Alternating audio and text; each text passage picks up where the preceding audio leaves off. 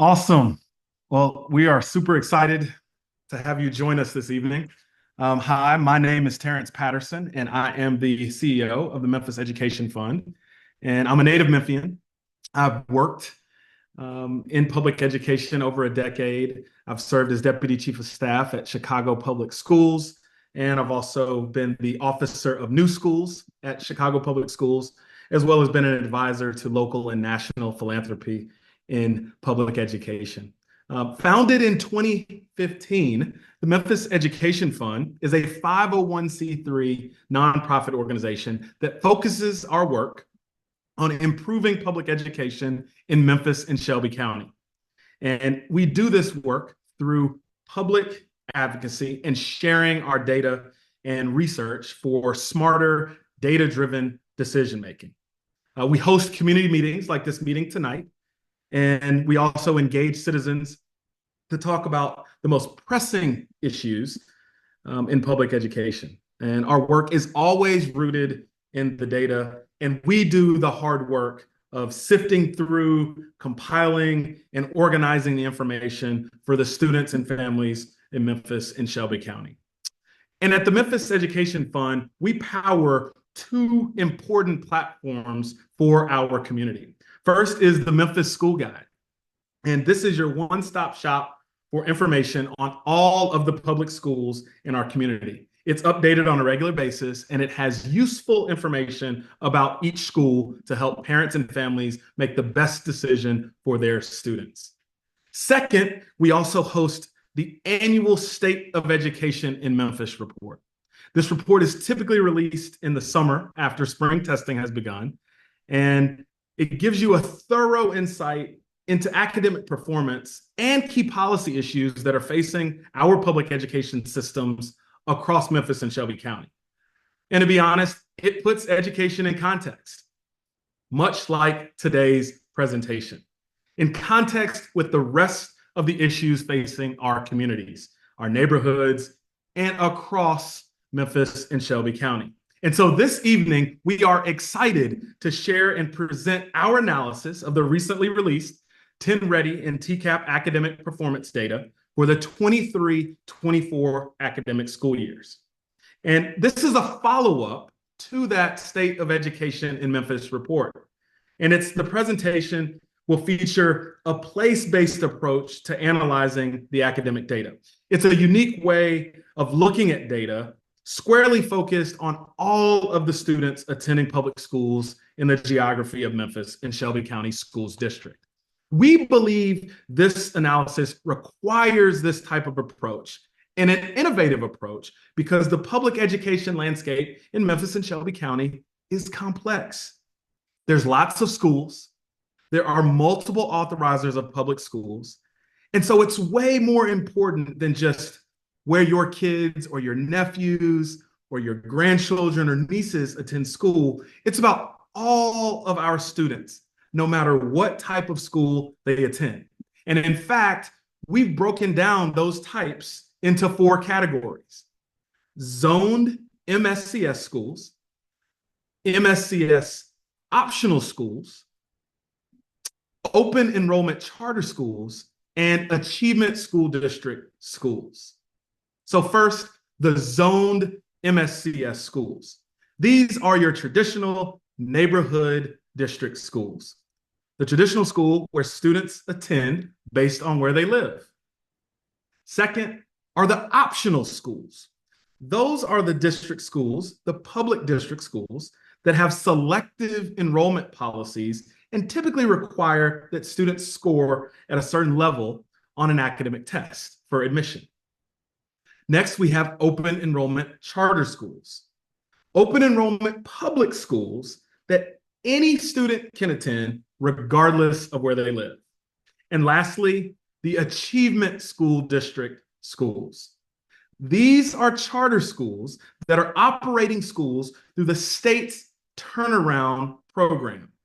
And this was a state turnaround program that was implemented beginning around 2012 with the intention of improving student achievement in Tennessee's priority schools, or those schools that were noted in the bottom 5% in the state in academic performance. But before we dive into the data, I want to cover exactly what the TCAP is and what it isn't. And I also want to talk about what's included in our analysis. So most importantly, how does Tennessee measure academic performance? Because every state is a little different. In Tennessee, it's the TCAP. It's an annual standardized test in math, English language arts, science, and social studies. And it measures student proficiency based on grade level standards. And the test is given to students in grades 3 through 8. And for high school students, end of course examinations are given, but this is not a part of the TCAP. So for our analysis, we will discuss the performance of students attending those 4 types of schools in Memphis and Shelby County according to the TCAP results. We'll look at different student demographics by race and socioeconomic status, and we'll also compare student outcomes in 2 key tested subject areas, math and English language arts. And we'll even break down top tier performance by individual schools. So here's what's important to note about our presentation this evening. It is a unique approach to level setting for our community. There are lots of schools, as I noted, lots of authorizers, and the data is typically scattered across different platforms. But our approach brings all of that data together and breaks it down all in one place. So we can compare how different types of schools are doing relative to one another. And today we are excited to share this data. And here's what we won't necessarily talk about today. This isn't an elaborate discussion to pontificate about why the data says what it says. This isn't going to be a fireside chat per se to give reflections based on actual lived experiences over the course of the last school year. All those things are coming, and they're coming in the near future. But today is our first opportunity to simply present the data all in one place. And so please drop your questions and comments in the chat. Stay connected with us on all of our social media platforms. Be sure to learn more about the information with the Memphis School Guide, and be sure to review our annual State of Education in Memphis report. And again, in the future, we're excited about having discussions and fireside chats, and maybe even podcasts to dig in on the whys and how we can all work together to improve these outcomes for our students. And I'd be remiss if I didn't note that we also have a regular newsletter that we would love to share out with each of you. So feel free to drop your email and contact information in the chat. And also feel free to visit our website, and you can send us your information there, as we'd love to share out about all of the great things that are happening across Memphis and Shelby County. So without further ado, I'd like to introduce our Director of Research, Katie Pullman, to walk us through the data findings this evening. All right. Thank you so much, Terrence, and welcome everybody. We're looking forward to having you. And in case it hasn't been said already, this presentation will be available on our website in form of a recording and also in the form of the PowerPoint. So in case you miss anything, it will also be available afterwards. So my name is Katie Pullman. I'm the Research Director at the Memphis Education Fund. And Terrence started us off with some really great context. And here we're just going to go a level deeper. So as Terrence said, this is a unique way of looking at the data, and you don't typically see it parsed out into these 4 groups. And we thought it was important to differentiate between MSCS optional and MSCS zoned, because that's not something that we typically see even the district presenting to the community. So here, what I want you to see is on our bottom row, we have the student averages across all students in the city of Memphis. And what we see is that Memphis is a majority economically disadvantaged city. It is also a majority African-American city. We also have a growing population of the Hispanic community, and it's important to make sure that we're highlighting them throughout this presentation. Where the numbers here are in green means that it is higher than the average by more than 1 percentage point. meaning that they serve a greater proportion of the students than we might expect. So it's just something that's noteworthy. And what I want you to see here for the economically disadvantaged is that MSCS zoned and the ASD take more of that bulk of the economically disadvantaged students than do the optional. Charters are really kind of right there with the average. It's only 1 percentage point difference, but for the optional schools, it's a difference of 11 percentage points, which is significant. So this is the only of the 4 categories where those students are being significantly underserved relative to their proportion in the city. Next, students with disabilities. We see again, they're being oversampled here in the Achievement School District, the ASD. And there's not too much difference in the rest of these 2 percentage points, 1 percentage point both. But we do see that there's that oversampling there for the ASD. English language learners, there is a growing population of that as well in the city. And just to get us on track in terms of definitions, an English language learner may or may not be Hispanic. A Hispanic individual may or may not be an English language learner. So these are 2 distinct populations, even though there are correlations between the two, given that the majority of the English language learning population in Memphis is Hispanic. And what we see here is this growing demographics of children is being served primarily by the charter schools, not very much by the ASD, and not so much by the optional programs. African American, pretty much everybody's in line, but they are being heavily oversampled in the Achievement School District. Hispanic, again, trending similarly with the English language learners, but different. A fifth of those children are showing up in our open charter schools, and that is a little bit of an oversampling. And then for white students, we see that MSCS optional schools are the only one that is oversampling white students. So on the whole, optional schools are oversampling students who are not economically disadvantaged, and they are oversampling white students. Okay. Here we're going to talk about something critical that we all know plays a role in how academic performance plays out across the city, but we may not always dive in deep enough to see what that real story is.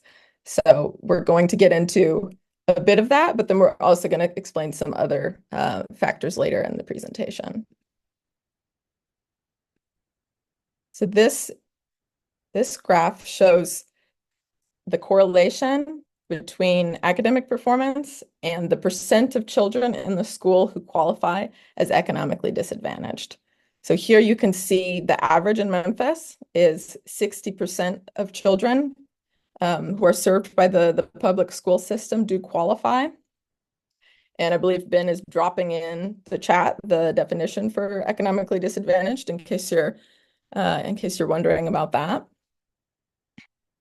And so how we interpret this graph, on our vertical axis, we are increasing in proficiency in terms of the TCAP, and that's combined ELA and math. And here on our horizontal axis, as we go right, we are increasing in the percentage of children in those schools who do qualify as economically disadvantaged.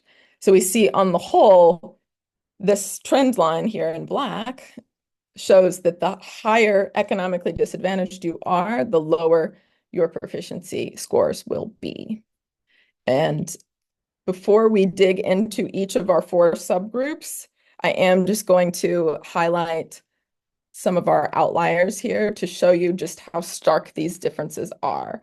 So our #1 performer in the city is Campus Elementary, and you can see they have a proficiency rate of 75%.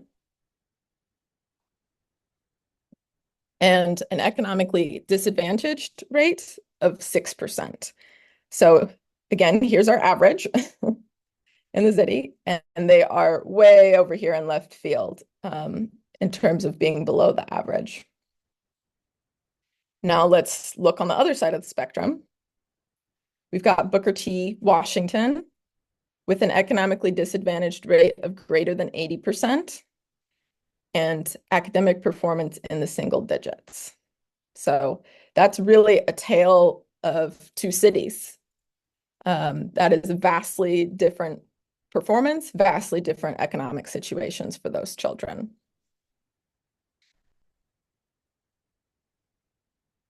Here, we're diving in specifically into the zoned schools. As Terrence was explaining earlier, zoned schools are the neighborhood option that children attend if their parents don't exercise any options of choice. So here, our outlier is Richland Elementary. If you know anything about Richland, it's located in a very affluent community. So even though it is zoned, it's not necessarily something that is available for the majority of families in Memphis. They're being priced out of that neighborhood. And that's why not only do they have that lower ED rate, quite a bit lower than the average, but they also have that high performance. So they're sort of a special case for zoned schools. But on the whole, you see that it very much follows that same trend line with a downward correlation between economically disadvantaged and performance. Here's our optional schools. And one thing I will distinguish is that these are categorized optional by how the district does it, with some slight exceptions. So, for example, Campus Elementary, the district does not qualify them as optional, but we do because we believe that their entry is so restricted that it qualifies them as optional. And the other thing I want you to note here is I think when we think of optional schools, we think of the highest performers in the city. We think of the schools where you want your children to be. And that may be true in some cases, but we also have a lot of schools down here in the less than 20% proficiency range. And we have some schools like Douglas that are down there in the single digit proficiency. So there's definitely a need to bring all schools up to an equal level. Our open charter schools, what I just want to call out here, we've got Cornerstone Prep Denver. So if you recall, when we looked at Douglas, when we looked at Booker T. Washington, they had a similar economically disadvantaged rate at 80% and above. Theirs was a little bit higher, but their proficiency rates were in the single digits. So this type of comparison allows us to pull out cases where people are achieving despite the odds. And I think Cornerstone is a good example of that with a proficiency rate of 31%. Still not where we want our kids to be, but definitely better than single digit proficiency. And lastly, the Achievement School District. This is gradually being phased out over time. This used to be a lot larger number of schools, and it's getting smaller and smaller, and at some point will no longer be relevant. So I won't spend much time here. All right, so we've positioned you within the geographic context. We've positioned you within the context of these 4 different types of schools and the complexity of the city of Memphis. And here we're also going to position you across time. So here on the bottom, we've got our years starting from 2019. Obviously, we have our pandemic dip here that drastically affected all aspects of life and most certainly education. And then we see that there is a precipitous gain after that. And the good news is definitely that in ELA, all school types in the city of Memphis, besides the ASD, have not only regained to their pre-pandemic scores, but they've actually started to exceed them. So that's definitely something to celebrate, and we want to keep encouraging that level of movement in the city. Next, the thing I want you to notice is just this flip-flop here, where zoned schools started higher than the charters, and then now this has flipped and charters are ahead. So just something to watch. For math, scores started out higher than ELA and they fell further. So there has been a larger amount of learning loss that has to be regained in terms of those fundamental math skills. And unfortunately, these numbers in red indicate that that has not yet happened. No school types, including the state, have exceeded their pre-pandemic math scores. And again, just want you to notice this trend within our data where these two have flip-flopped.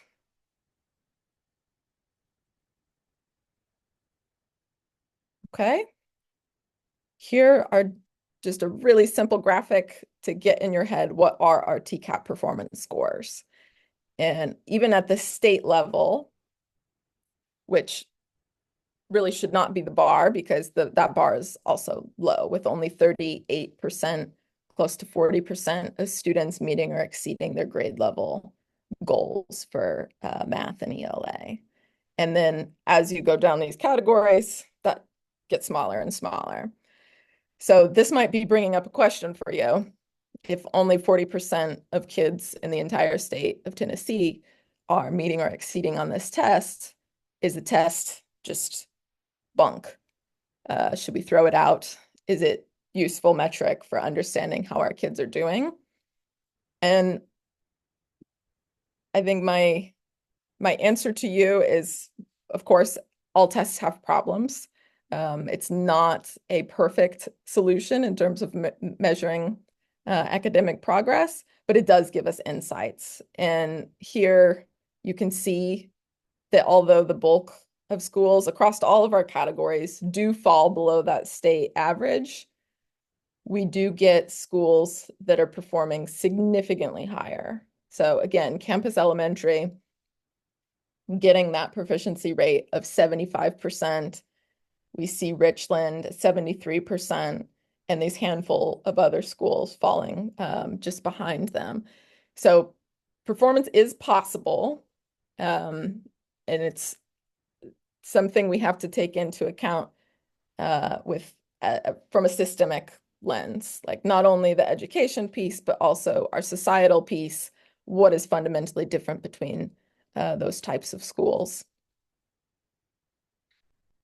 So I think for me, the takeaway on this slide is, even though, again, we think optional must be the best bet for education in the whole city. And that's true to a point if you fall amongst these schools, or if you fall amongst these schools. But if you fall amongst these schools, there's a real question whether or not charter or zoned or an optional would be the best fit for your child. So we will also shortly go into demographic breakdowns to see how different types of children perform differently at different school categories.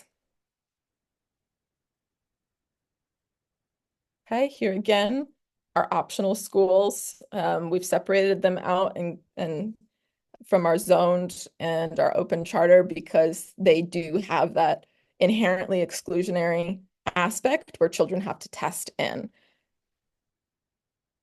So we know scores are higher and they're higher for a reason. And here the average for all students is 31%. Again, not where we want it to be, but still the highest of all of our school types.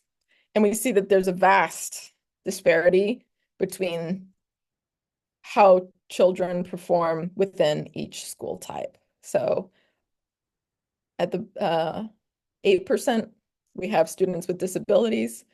And for white children, we have 67% proficiency rate.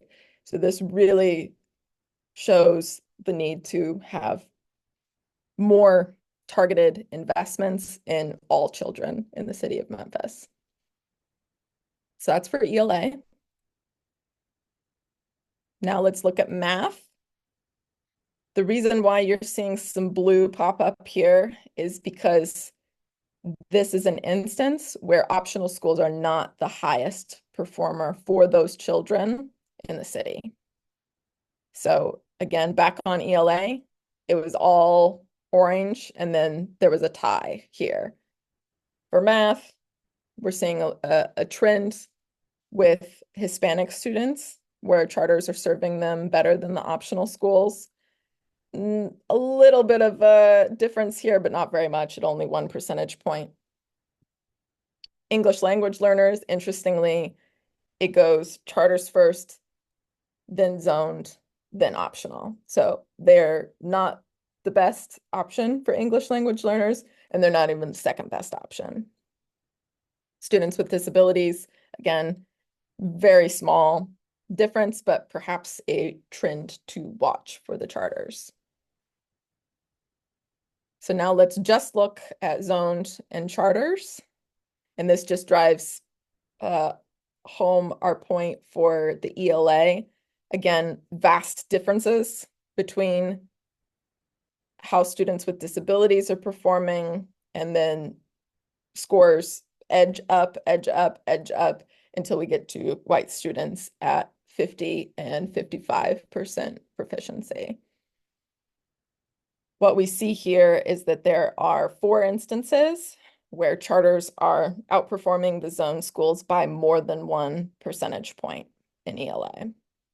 And then these others, they're just tied here, tied, and 1 percentage point.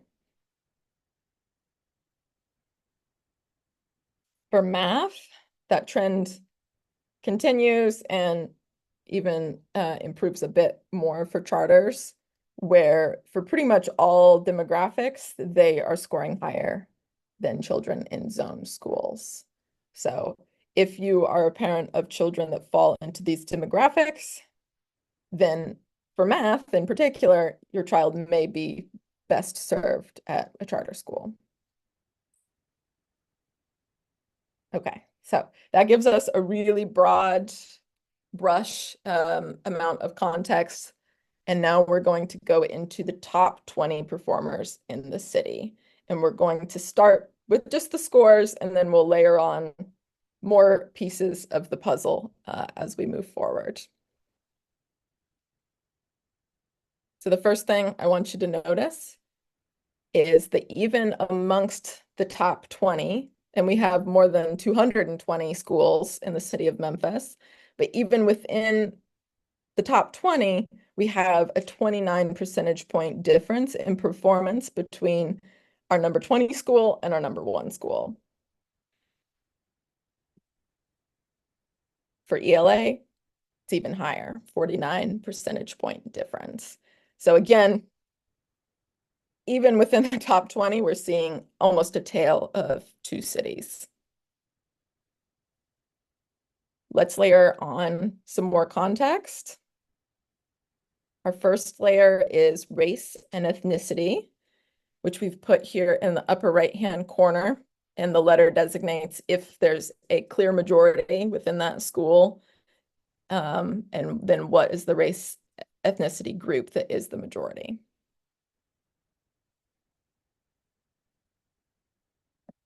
What we see is the top 3 performers in the city are all white majority schools. In case you were wondering, there are only 4 in the city of Memphis. The 4th, E.E. Jeter, does not appear in the top 20, but it is certainly telling that 3 of the 4 are not only within the top 20, but they are the top 3 in the whole city. The other thing I want you to note is that there is 1 Hispanic majority school that shows up in the top 20.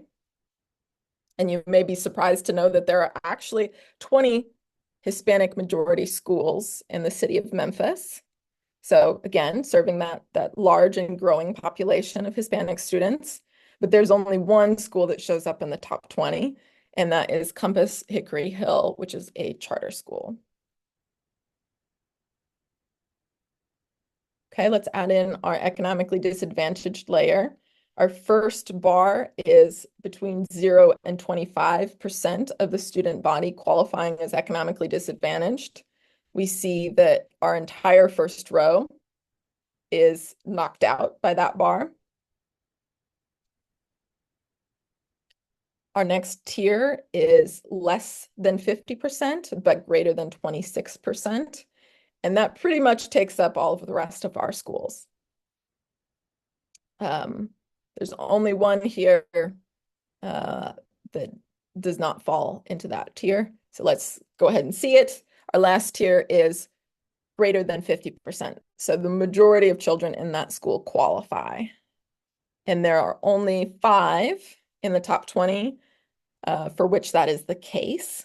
And we do see a mix across these. So we have 1 optional, 2 zone schools, and 2 charter schools.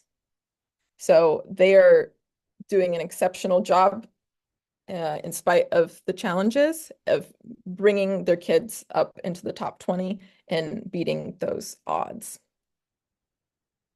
And then lastly, just want to give a special kudos to Oak Forest Elementary, which is the only school in the top 20 that has a significant population of students with disabilities.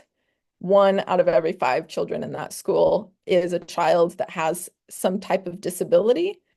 So it is definitely commendable that they are showing up in the top 10 of all schools in the city of Memphis.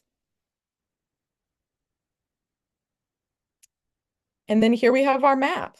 So we have a geographic representation of the top 20 performers within the city of Memphis. And some of you may be very familiar with this, others not so much. So what we're looking at here is Richland. That's the affluent community that we discussed. We've got White Station Elementary here, White Station Middle here. So that's kind of our affluent neighbor corridor. Over here, we have our campus university schools. And then we've got Idlewild over here. So this is really like the Midtown corridor for high-performing schools in the city. And then we've also got a small group of 2 over here in Fraser, 1 optional school, 1 charter school. That charter is Memphis STEM, and our optional is Delano. And then over here in East Hickory Hill area, we've got another charter, that's Compass Hickory Hill. We've got a zone school, Newberry. So that just gives you a sense of where are these schools? Are there any pockets of success or disparity across the city? And with that, I think we are ready to transition over to any questions that people may have.